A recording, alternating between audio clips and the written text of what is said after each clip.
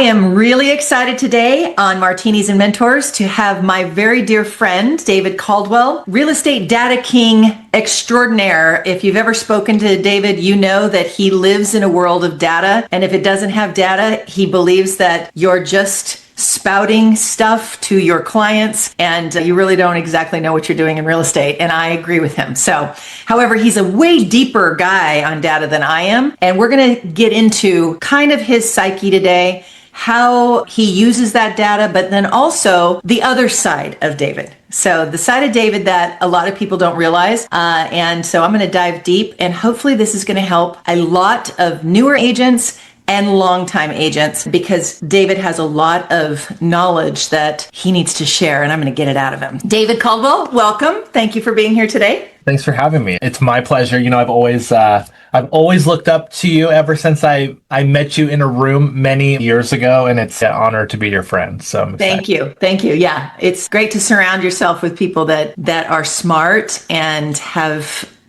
outside real estate knowledge. And we're going to dig into some of that today because it all applies to what we do for a living. And real estate is kind of an all-encompassing industry that if you don't have your mind right, if you don't have your personal life right, if you don't have things like that right, you will have a struggling time in real estate being successful. So I think you and I are really good to talk about this today. So I'm going to start out with just asking you to tell the audience who you are. What year did you start in real estate? Let's start there.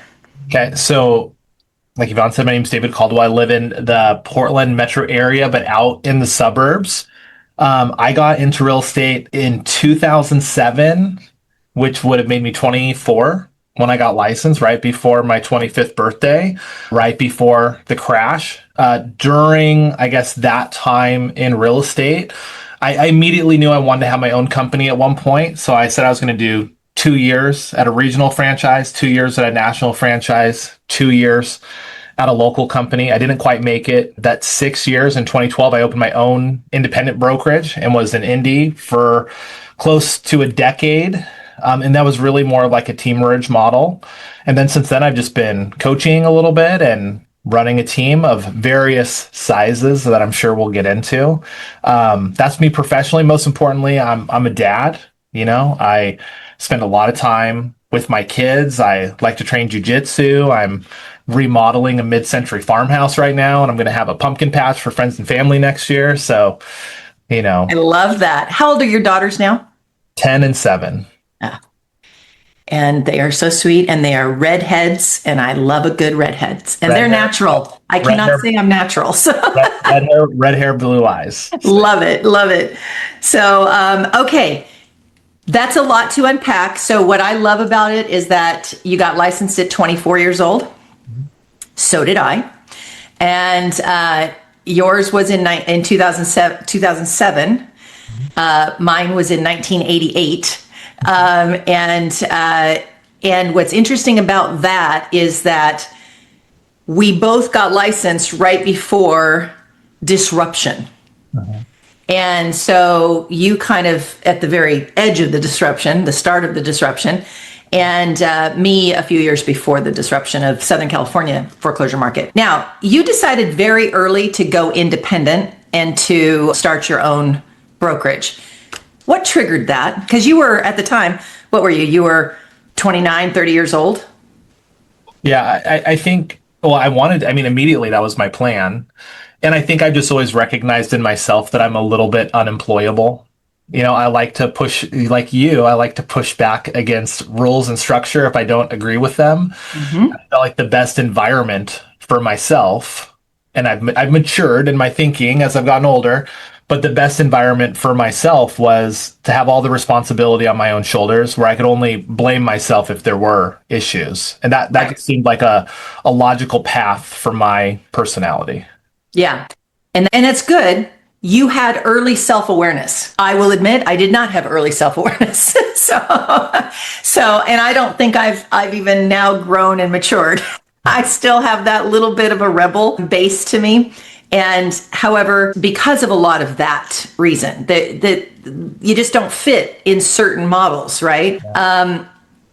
how did you go from 2012 independent, having different levels of real estate size teams and businesses? So let's go down that road. Tell us, like you said, teamerage, ran it like a teamerage, but what size teamerage? And if for those that don't know what a teamerage is, it is an independent brokerage that also hires agents, but they're not solo agents on their own with a high level split and all that. They are working on a team. So you have a split that you're generating leads for those people.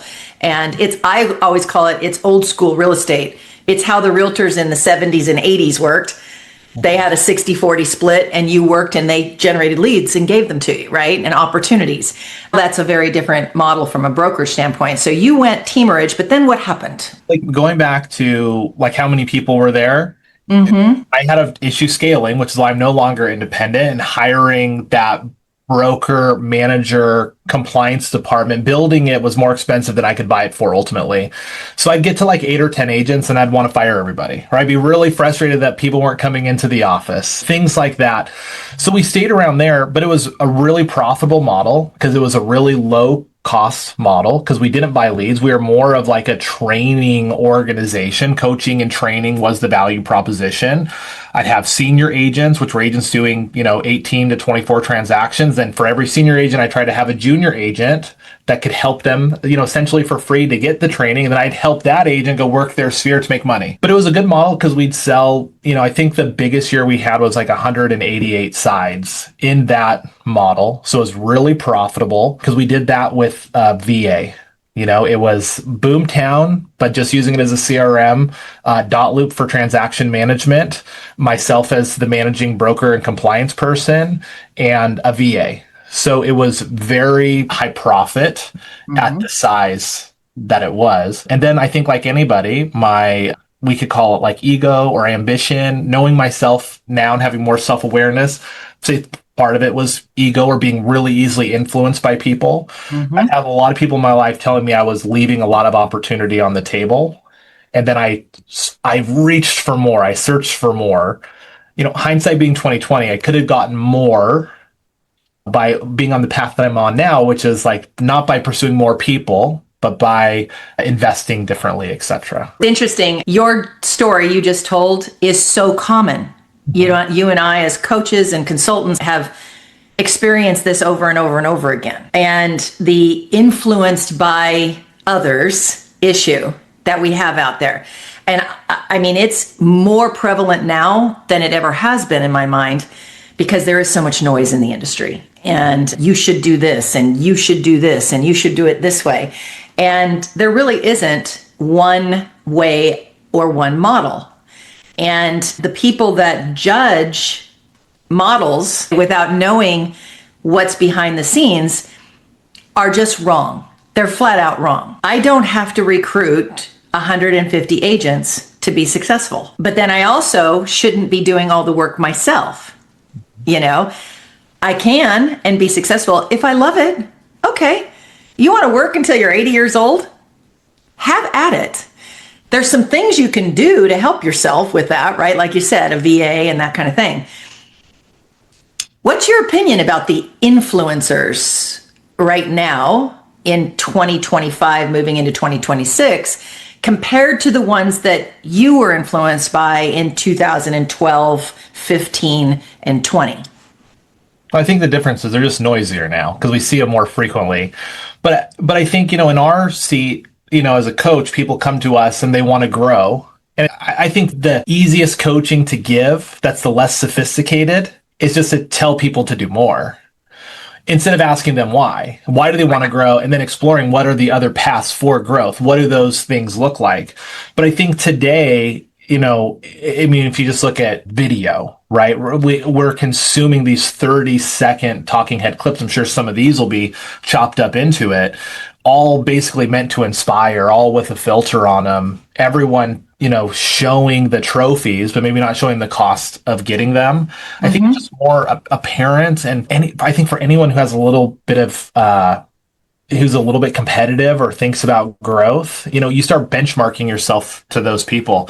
So I think it's noisier now and it's easier to get caught in those traps. Yes, and you and I have talked, and I think that anybody out there talking to anyone looking for help, looking for consulting, looking for coaching, if that person you're seeking help from doesn't ask you one question, and I know I've asked you this many times in our relationship as friends, what do you want? If I can't, as a consultant, find out what you want, then basically I'm going to consult you on what I think you need. Or, right? So now it's going to be my world, not your world. And that's not right. Now I can guide you and say, okay, to do what you want, you have to do these things. You have to add these people, you have to add these operations, you have to add these platforms, whatever. But in the beginning, I have to find out, what do you want? Because there is, like I said, no bad model. So now, if I were to ask you that question, you made a comment, which is very interesting because it's something my husband says a lot about home building. Okay. You can build it, or building it is more expensive than buying it. Okay. That directly relates to real estate, housing, and construction and all that too. There are phases when you find out you can build a house or you can buy a house, and building it is more expensive than buying it. So now you flip your model. So we've done that over 30 years, where there's years that he won't build a house because it's too expensive to build it, and you can go buy one cheaper. The same with real estate. What do you mean by the model now that you're talking about and what you want now in your life? What do you mean by build it is more expensive than buying it? Well, at that time, I was trying to bring in a managing broker. Usually they were 20 years my senior. They were used to being in a leadership role, but I didn't want them to be the leader of the company. They wanted a big salary. And, I had to look at X amount of dollars per transaction, right? So I could build that and go take on a whole bunch of agents that maybe I wouldn't want. That would create a lot of complication in my life. And this is similar to what I desire now. I didn't want the complication. I can buy the compliance department, which every real estate team or broker, we're buying compliance, and I can get my time back. Yeah. I get my cash flow back. I get my sanity back to a certain extent. And, so for me, like, I look at everything as a cost versus value. The cost of building monetarily and time, the return on investment, even though I tried for so long, I recognized pretty early it wasn't going to be worth it. I tried to put someone in that role from my team, and she did a good job, but we were never going to grow because, like, I value what she values, and she didn't value being in there all the time, being in the office. Right.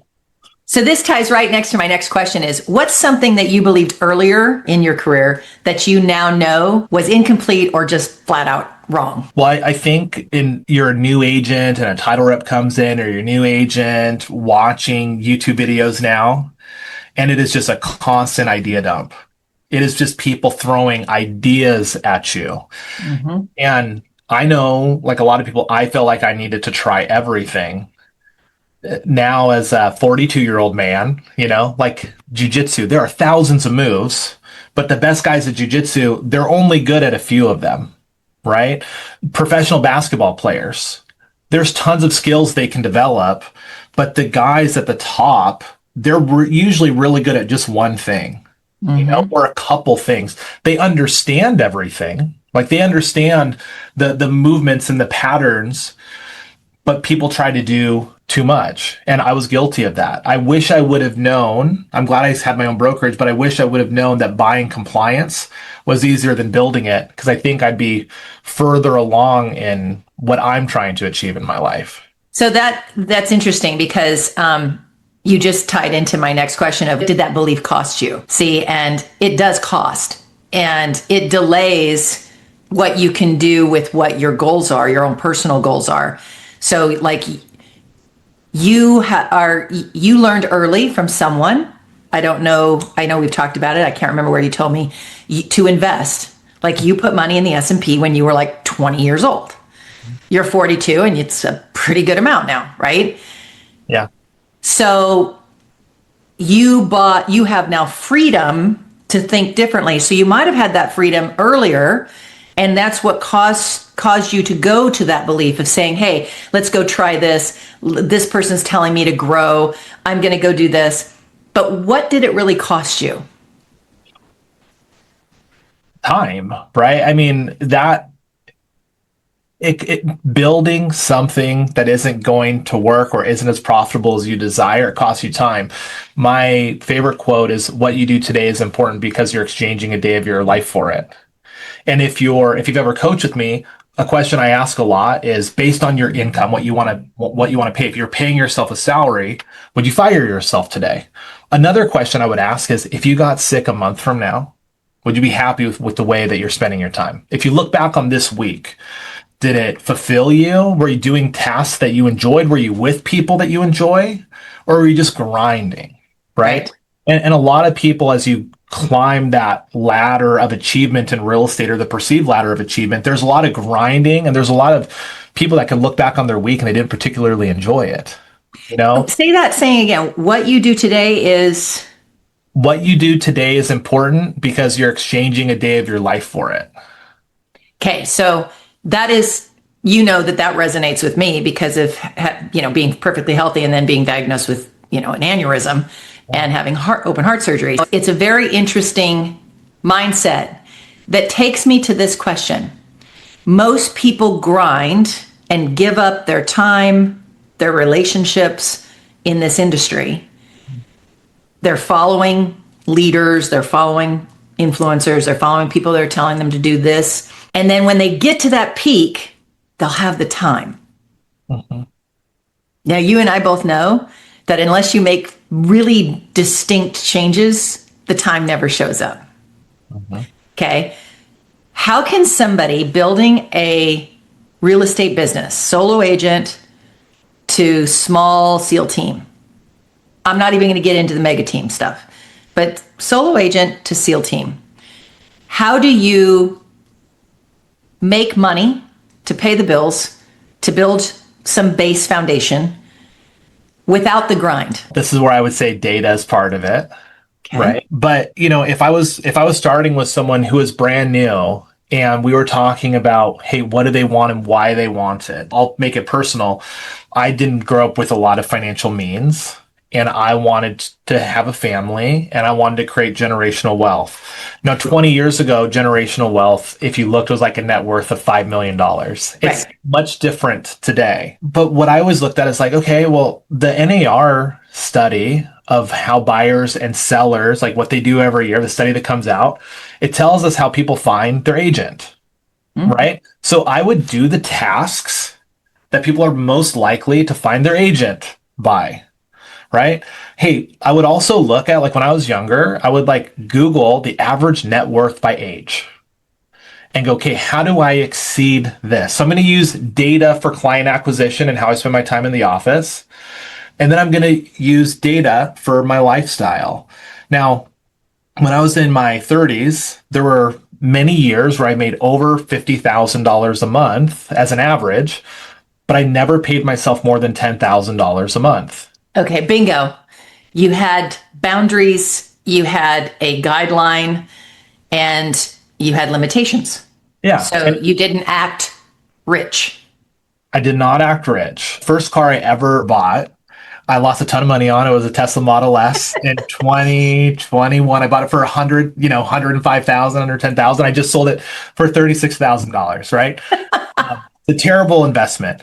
But I've always been someone that looks at guidelines and the common experience that people have, right? The common experience and how someone finds their agent. That sounds like a pretty good way for me to find a client. Where would you go to find that? Besides NAR, where would you go to find that? I mean, NAR gives you some really general US-based stats. NAR, I mean, there's all sorts of surveys that come out, but hey, you could just ask the top producers in their office. What's the number one way that most people find their agent? It's the person you sit next to on the couch you watch football with on Sunday. It's a sphere of influence referral or past client referral, which is usually the case. And many people in coaching completely ignore that segment of the database. They spend a lot more time and money on a place that 3% of people find their agent. So for me, to get, I think the question was, about freedom. Like I would look at these tasks I would look at these surveys and I go, okay, this is how people find their agents. I'm just going to go do those things if I like them. Right. Like if I was Now, coaching, when you say if you like them, if you like the task, if I like the task. So like if I was coaching a brand new agent, or when I used to, I don't as often anymore. I'd say, if you went shopping, how do you like to be sold to? right? That's usually the way someone's willing to sell. So I'm not going to put someone who hates receiving cold calls in a cold calling role. Correct. But for me, everything was looking at data to create benchmarks for myself, to create goals. So if I earned a much higher income than I needed to live, I own a lot of Apple stock at $17 a share. I own a lot of Facebook stock at 30. How much is it now? Oh, well over two. I think it's over 200. It might be more Yeah. than 400. Facebook's like closer to 700 now. Yeah. And by the way, that was me. Okay, I need to learn how to grow my net worth. I can just go read books from all these famous investors. They all tell you the same thing, but you're not going to beat the market. Buy the S&P 500 index, or buy companies that, you do business with. I always have MacBooks. I always use an iPhone. Most people do. That's the Beardstown's ladies base thing.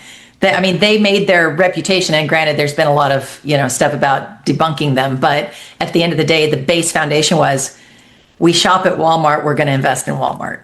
Yeah. We shop at Target, we're going to invest in Target. So it's what you use every day. And so what's interesting to me, though, is that you said one thing. You said you focused on building generational wealth, which you knew from the very start. That's not an overnight success. That takes years and decades. So how did you stay in alignment with that? How did you not get crazy and go, oh, screw it. I have money and I'm going to go on that trip and I'm going to go buy that big car. And how did you calm that inner ego?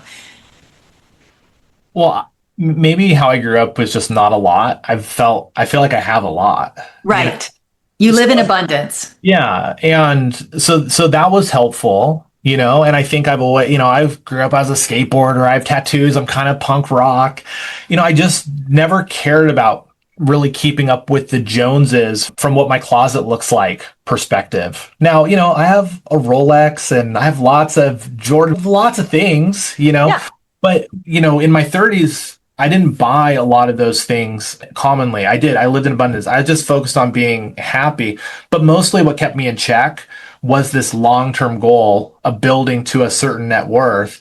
And I look at the stock market every day. I wouldn't buy and sell every day, but I'd try to understand it. I really looked at the benchmarks, and early on, I felt behind. Right now, the laws of compounding kicked in, and eventually you feel ahead. But I'd already created a habit of saving. But because I would look at the benchmarks, I didn't want to be in my 60s with the average net worth of someone in their 60s. Now, if I had that, I'd be happy, right? But if I can exceed that, what does that do for, my children, for my mother, my siblings, being able to bless people and give people experiences that maybe they couldn't otherwise have for themselves. All because I just, I still go on vacation. I still do nice things. Yeah, you do great stuff. And so that's interesting because it's an absolute, I believe it's a discipline. John always had the saying, when we get over the hump, we'll get that, right? So it was more of a pain or pleasure kind of thing. Sure. And so, however, I'm a believer, and the original question was, how do you start out new and focus on that without using all your time? I believe you don't. I think in the beginning, you work your ass off. I had a lot. You worked a lot. You put in a lot of hours. I put in a lot of hours, and I thought about the business a lot at that age. And, that's your strategic advantage. But going back to like being 24 in real estate, or 25, I got really sick of hearing, "Hey, David, you seem really good. You're just young." And that was someone telling me that they felt like I was inexperienced, right? Like I just didn't have enough gray hair. You're letting it all come out. That looked really good. But I use data and things like that to overcome that objection. The most competent person is usually the one that gets hired. Bingo. But there is not enough study of the industry, local and global, to be able to not sound like a 24-year-old. Yeah. Okay. And I'm a believer in educating yourself and learning something that you can then use. Because if you sit in front of a seller and it's your first listing presentation, you are going to babble. And they're probably not going to hire you because they go, oh, she's too young or he's too young. But if you sit in front of a seller on your first listing presentation and you have studied everything about the market, you have studied your competition, you've studied the time on the market, you've studied the pricing versus sales price versus list price, you've studied how many distressed properties are in their neighborhood, how many are Airbnbs. You've studied everything. You walk in so confident, there is no way you could walk out without the listing, in my opinion. And that is the deciding factor between you competing with another agent as a newer agent, a solo agent, whatever. And without ever mentioning your competition. I realized early too, when you talk about the time thing, people would joke about realtors like, hey, we work 24/7 and we never retire. Okay, well, that means we need to save money. But I looked at a lot of things that were taught, even like a listing presentation. I've always taught a listing consultation, because if there's 3 people presenting and there's 1 person doing a consultation, the person doing the consultation is going to win. Because always a consultation. Consultation's interactive. But just if you think about presentation, you're a new agent. Most new agents get in and they think they have to present. They think they have to sell themselves, right? They're selling, and they're not. And I agree with you. We call it a presentation because that's been the terminology for years. I always did a consult too, but still walked out with the signature because I'm determining whether or not I want that listing. Yeah. That's where the consultation happens, because I'm asking enough questions to determine, am I really going to want to work with this person, and are they realistic? Are they going to price their house right? Are they going to stay in the game long enough with me? Because if the market's slowing down and it's now taking 5 months or 6 months to sell a house, I need to be with them that long. And will they hang in there? Will they understand it? Consultation goes both ways. A presentation is just one to the other. So I love that. So I'm going to flip the script a little bit. What does success actually look like for you right now, behind the scenes? I think after being in this business for a long time and putting a lot of things on my shoulders at certain times, at one point in my life, success felt like growth. If the scoreboard wasn't getting bigger at the end of the year, if I wasn't winning on my perceived scoreboard, it didn't feel like I was having success. Right. Today, I think that's completely wrong, for me at least. And today's success is having total autonomy over my time. Mm-hmm. And, with that, maybe like a asterisk is like having the ability to say no to a lot of things. But if I could choose to pick up my kids from school every day, which I do, or get a top producer award, I'm going to choose my kids 1,000% of the time, right? To protect that vision of your success, you had to intentionally stop doing something. What was that? I don't want to get too much into this piece, but I had like a phase of my life that I don't look back on fondly, right? Some personal things and some professional things. And when I was there, the way out was to change some patterns and behaviors and realizing what was healthy for me and maybe what wasn't. And what I realized was, my life was work. I'd say to people, hey, if I died tomorrow, I don't want the top 10 things people say about me that I'm good at business. But clearly that's what they were going to say. It was going to be in there because that was my life to a certain extent. Right. I still felt like I was a very present father. I was with my kids a lot, at least according to a lot of people, that saw me, but not as much. But that's because that's what they're saying on Instagram. Yeah, but not as much as I desired, because I don't think like being a good parent is being with my kids for an hour or 2 hours a night, right? Like, I wanted a deeper relationship with them than that. And I think when I got really committed to that, right? Like the quotes on Instagram that talked about like working 60 hours a week, that was always really easy to me. Right. I had to flip it and go, well, gosh, what if I had achieved my real estate goals on the opposite side? Like the family, the personal life, the hobbies were the most important thing. And then work was the secondary thing. I mean, I got to do that because I saved money early, right? Earning income isn't going to change my outcomes too much at this point. More. That's the message. That's the key that I hear, is that when you're young and you have like no obligations, there's no children, you know, you live alone, you might have a dog, whatever. Okay. I mean, work your ass off, go and do it. And then, but be smart with the money that you make so that you can then choose at 40 or 50 what that now looks like. Because you made you're 42, you said you made a distinct change about 2-3 years ago. And it's been a while. And that was a commitment, but I'm not sure. Do you believe you would have been able to make that commitment of what you did 3 years ago if you didn't have the foundation of finances and savings and confidence that you had going into that? Well, I think confidence was a big part, but when I made the change, I was really scared. In 2021, I had a pretty large team and large salaries, like more than 20 agents, you know, pretty big lease on office space that I'm in right now. A lot of these things. And I knew when I was making these changes, well, 2022, I'll go back. Not only did I not make an income, I lost $100,000. Ouch. That was really hard for me. And it was because I was still trying to provide certain things for agents. And I was no longer a training and education only model. I was buying lots of leads. As the market, it's vivid. I remember the conversation. Yeah. As the market contracted in our local area, one of our partners we bought leads from increased the price of leads because they want to protect their margin. My margin disappeared. Yep. Agents didn't care if I lost money, right? Because when you're a team leader, you can swipe your credit card and buy GCI. You just can't buy profitability with that credit card swipe. It took me until about 2023 to realize, like sometime in 2023, oh, I didn't make an income, I lost money, and I'm fine. I'm fine. And because I didn't make an income and I lost money and I'm still fine, I can do whatever I want. Now, could I stop selling real estate and live the lifestyle that I live? No. Have to sell hundreds of homes a year? No.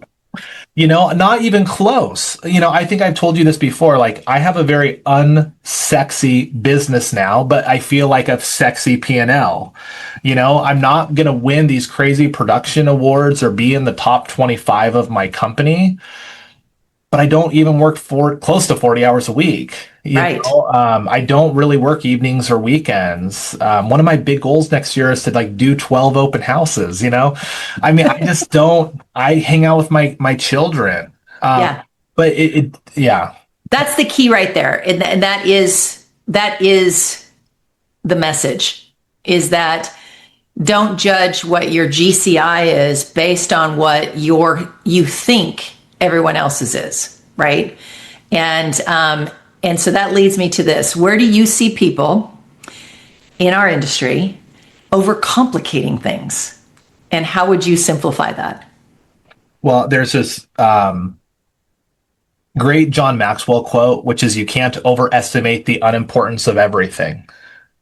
Interesting. Say that again. You can't overestimate the unimportance of practically everything.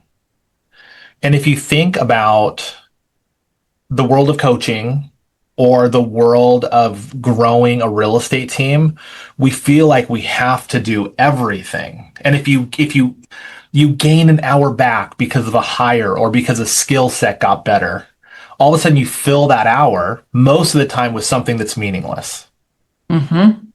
And I think that is a huge problem, that people don't step back and evaluate what's actually working. At one point I coached a lot of the social media type influencers. I was like, you realize you're just selling to your sphere, right? All your business comes from Instagram, but they're just sphere deals. And it's just your sphere DMing you on Instagram, versus actually someone where you had no previous relationship or referral. Right. But there's all this emphasis there. Oh, I don't pay for leads, but you paid $40,000, $50,000 for videos. Right. To sell real estate to people, you could have just called on the phone and taken a lunch.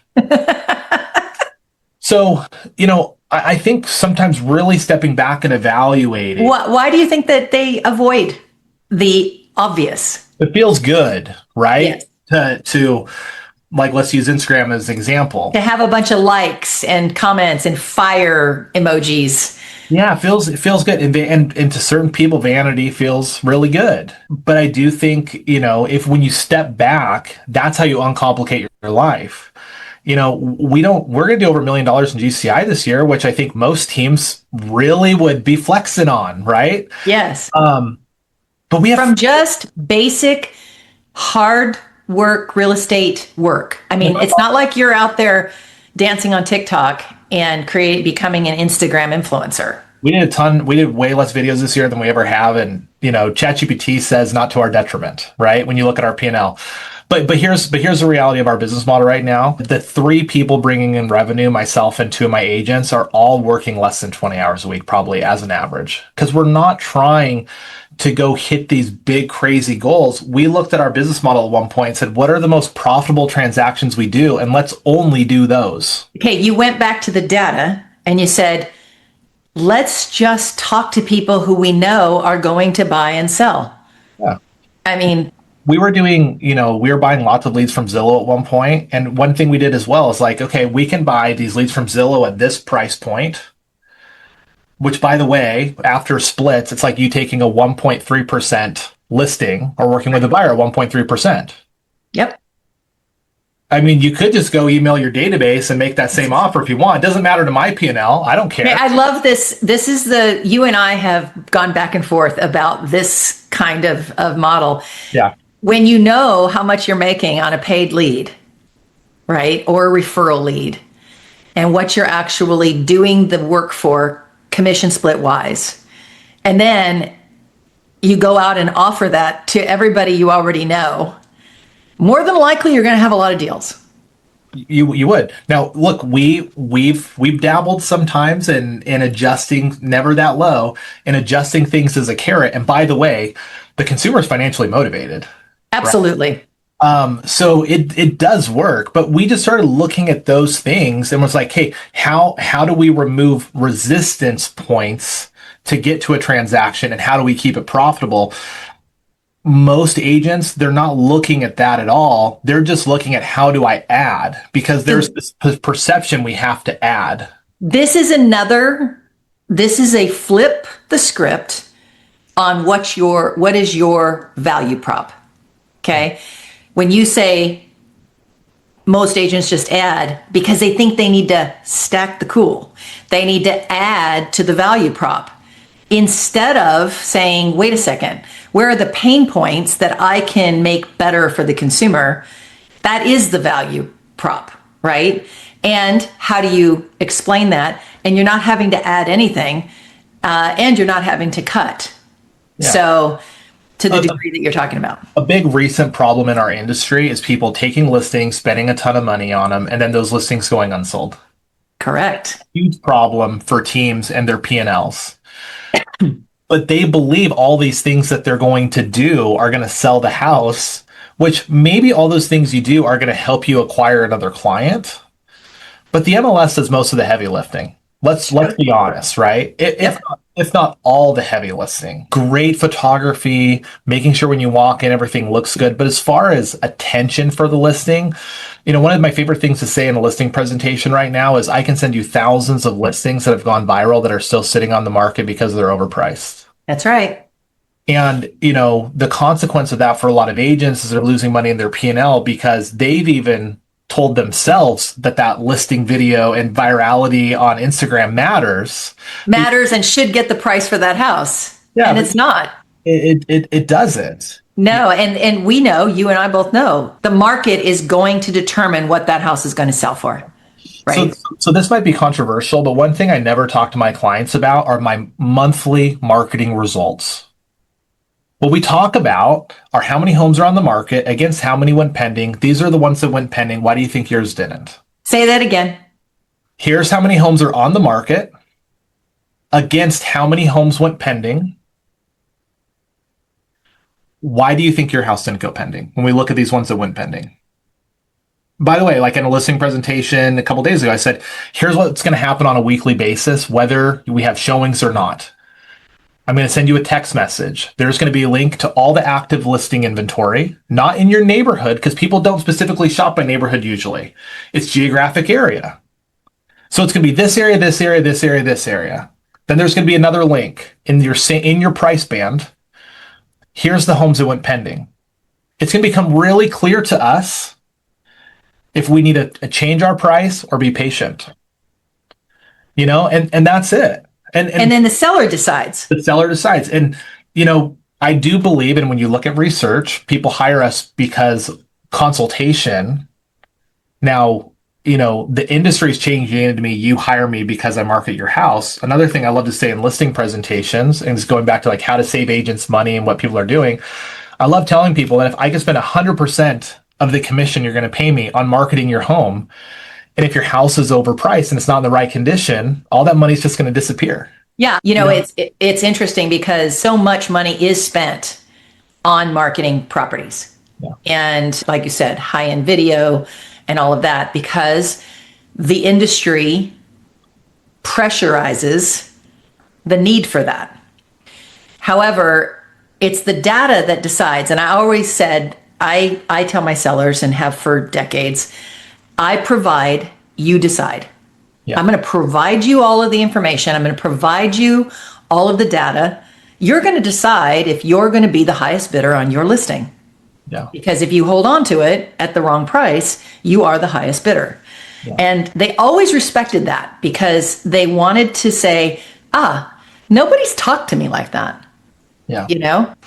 And I think agents need to understand that they should be talking to buyers as well as sellers in that format now, because this is not a market, everyone's like, 2025 was a bad year, and I'm like, you're coming from a place that you don't even know what a bad year was, Now you're in a market that's it's interesting because I look at the whole market of the US and I say, Portland and some other markets like yours are similar to what Southern California was in the 90s.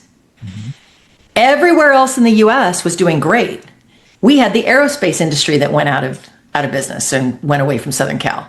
Yeah. So we had a foreclosure market in Southern California in the 90s that no other state had. Texas was booming, everywhere was booming, right?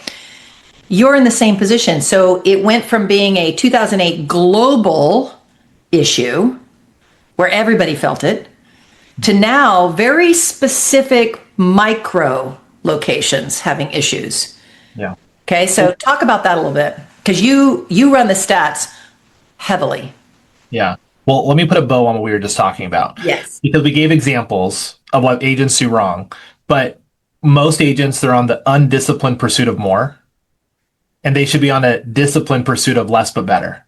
You'll make more money and have more time. So our marketplace, if you look up until even 2022, which was a down year, the market had started to adjust. That was the last year we had statistical appreciation. Our market's been resilient because for 3 years, values have essentially been flat.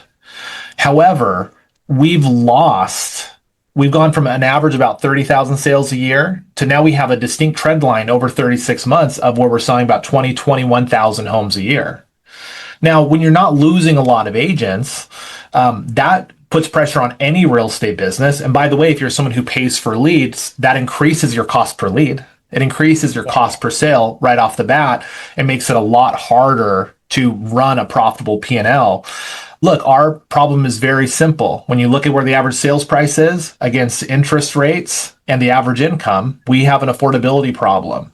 And in a robust market, in the Portland housing market, for a decade, it shows that the average person not only can afford the house, they can afford 120% of the mortgage. And today, it's around 85%. And to put it simply, people can't buy what they can't afford. So no amount of marketing and slick quotes on Instagram or Reels can change that. What's the solution in your specific market? What do you see as a solution? Well, everything that we do as a real estate agent or team should be about building a database. And there's people we talk to that we know, and then there's people we talk to that we don't know, which is like maybe a one-to-many type conversation. And if less people are transacting, the only antidote is to talk to more people, but I need to talk to them in a way that they're statistically probable to hire me. Right. So, if most transactions come by way of past client or referrals or sphere, there's really a simple question you could ask everyone that's a core advocate for you. Would be like, hey, Yvonne, who do you know that's tried to buy or sell a house in the last year that hasn't had success doing so? Because there's a lot, because about 30% of our listings are expiring. Right. By the way, I don't know if I can help that person because I have to look at their scenario, but it'd be meaningful to me if you'd connect me in a text message with that person. So maybe I can. Because people love to help other people succeed. Yeah. And by the way, that's the most statistically probable way to get a transaction. But instead, realtors sit out in big bullpen rooms and pontificate about what the next reel is going to be, or, Yep. I'm not saying you shouldn't do a reel. You should do a reel at some point, but then add it to your newsletter that goes out to the database that you're sitting on. but ask the question. Ask right? the question. Exactly. As a coach, I always tell people, like, you don't owe it to me to go make calls or your team leader. You owe it to yourself, and you owe it to these people you're trying to create as clients. But no, it's interesting because, to your point, the agents right now are, in my opinion, are doing less sweat equity than ever in history. Yeah. For one reason, they don't know what to say. Yeah. And the script you just gave, because it is a script, it sounded like it just flows off your tongue, which it does because you said it so many times. And that's what that means. And you do need the words, because otherwise you will ramble, you will not sound intelligent. That's what humans do. So you do need the base. So why is it they don't know what to say? Yeah. If we go back to like what a lot of this conversation is about, is how to have time so you're not a slave to your business and schedule, which many real estate agents are. Mm-hmm. If we're really purposeful about our outreach and what we say, we can increase the probability that someone gets back to us or refers us. I've always which then means you shrink the amount of time you have to do it. Yeah. Which then buys you 2 or 3 hours a day that you don't have anything scheduled, because you think you're busy because you're working from 8 in the morning until 8 at night. But in reality, if you really decided what am I doing during those 12 hours, you're doing about maybe an hour's worth of work. Yeah. But it's not intentional. I've always said I'm a really boring coach. People I think used to think I was exciting, but I'm actually quite boring as a coach. You are dull. I will vouch. But a foundational belief that I have in sales is that if your dentist calls you twice a year to go get your teeth cleaned or go to the dentist, you don't go to a different one. Correct. And by the way, that is probably 75% of everybody's database. Oh, and by the way, what they're doing is they're future pacing your next appointment. Yes. So if that's the truth, it means I don't have to throw a wedding to get client referrals. It means I don't have to drop things off every month. It means I don't have to call you 16 times. One of my favorite things to do with my core advocates is there's 50 people I take to lunch and then I give them a book. And down here on this row, I have a bunch of books. So Here's a book I give a lot to dads, The Daily Dad, right? I'll bring them a book. Or, something we're talking about today. I brought this book, Essentialism, right? But I'll bring people a book, which they always remember. Or here's a book I've been giving to a lot of my real estate friends, The Ruthless Elimination of Hurry. But that does create a big impact. Absolutely. Very little effort that allows me to then go on. By the way, it creates reciprocity. So when I call you, Yvonne, and see if you know anyone who's tried to participate in the market and failed, you're more likely to give me something back. But we get more time by being purposeful in our execution, by asking better questions, by giving better updates. I know yesterday we talked and gave the example that if you registered on my website a year ago and I called you once a week and said, hey, Yvonne, this is David Caldwell with Hillshire Realty Group, give me a call back, I'm going to get one eventually, and it's not going to be very nice. Right. But if I call you a couple times a month and I say, hey, here's what's changed in the market, here's something that'd be interesting for you to know if you're still thinking about participating in the market, you're the kind of person who's either going to return my call and give me the courtesy to tell me you're out of the market, which is going to give me the opportunity to ask why, right? And see what you're doing. And most people's plans don't change. They just get delayed, right? Now I have more intel, so I know how to communicate to you. Or you're going to call me and tell me that you already bought something, I lost that opportunity, whatever, that happens too. Oh, by the way, then I can ask, where are you now? I can look your name up in the tax records and I can start marketing to you as a seller. Hey, Yvonne, I don't know if this would offend you or not, but could I call you once a year just to give you an update on your home's value? Most of our clients find it really valuable to know where the market's at and where it's heading, whether they have plans to sell or not. Again, and then you're putting them on a home valuation. They can be a nosy neighbor. They can search around, but you're still becoming top of mind. So you're using your technology as well as manual sweat equity. But also I love the reciprocity. I mean, that the whole book thing, whether they read the book or not, doesn't matter. It's a very inexpensive gift. And the titles that you chose are intentional because they're not real estate based. It's not like you're handing somebody a real estate book. No. They're human based. They're life based. They're quality of life based. So I love that. It's fantastic. Yeah. Like going back to like, hey, how did I make these changes? And some of it's just like all of our lives are going to change, right? Like who we were 5 years from now is not the same person we are today. Some of our goals are going to stay the same.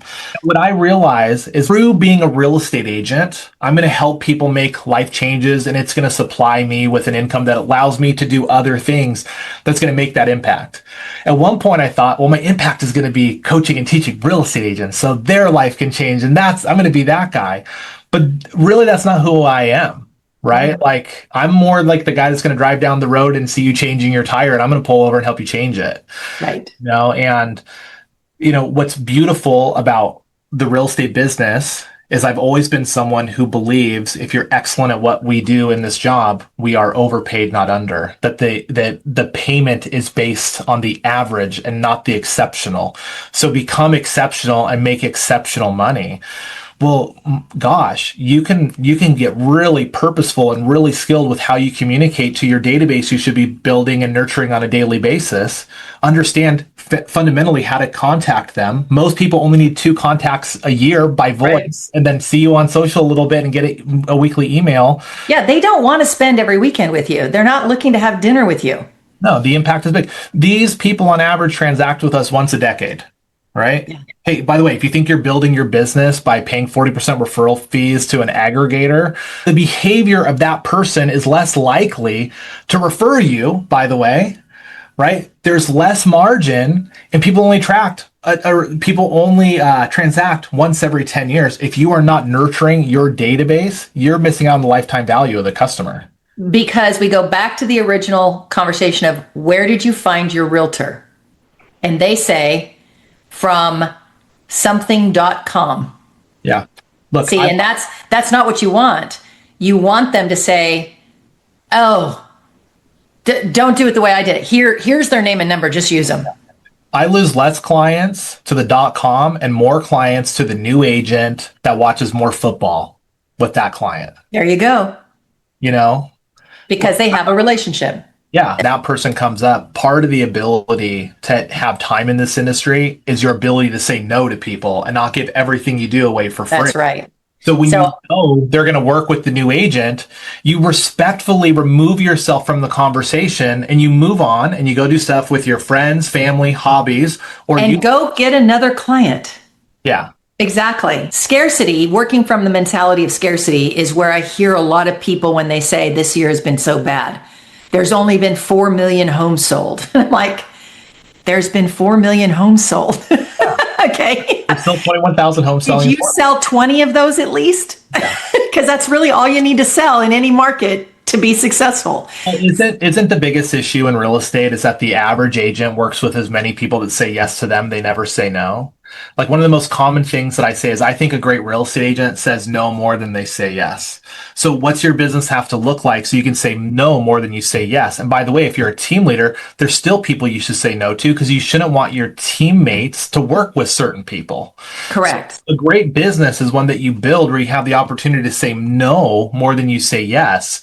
But also how you're saying no, because if you're a team leader, and when I say team leader, you have one other licensed agent under you. You are now a leader. Okay. So you have to say no to a lead that comes into you that might be the great nephew of a great past client. Well, I'm going to say no, but I'm going to say no in a way that says, here's the deal. I'm not the perfect person for this client. I'm going to give you to my team member. And my team member is a specialist in that area. They're going to rock it for your great nephew. And now you've passed the baton in the right way. You've given confidence that you're not just brushing off the client. You are keeping it all in-house and you're there to oversee. Okay. So there's so many team leaders that are so afraid to do that. That makes you a non-leader at that point. You just have bodies. There's team leaders that won't give away the lead that's crazy. They know is never going to buy for the off chance that they do. And those people need to be told no, right? Correct. It's why the perception of us in this industry is so bad. We're dogs on the bone, right? But we don't, hopefully if there's any takeaway from this is that you don't have to be if you're purposeful. And like, hey, why do I use data? Because it helps me make better decisions quickly. Who uses data? Every successful CEO of every publicly traded company ever. And if you don't, you're fired by your board really quick because your board and your investors don't give a shit about your feelings. Correct. About the economics and that you're steering the ship in the right direction based on information that we have. I love this. And we're going to end on that note. And before we wrap, I want to say something to everybody that's listening. Don't just hear what we said today. Don't just listen and then walk away and go, oh, that was a great podcast. I want you to actually notice what one or two things hit home on you. That usually is where your next really smart decision is going to be. So, David, thank you for pulling back the curtain. I love your honesty. Your wisdom is always, always appreciated, and for being a friend. So this was a great conversation. Thank you for having me.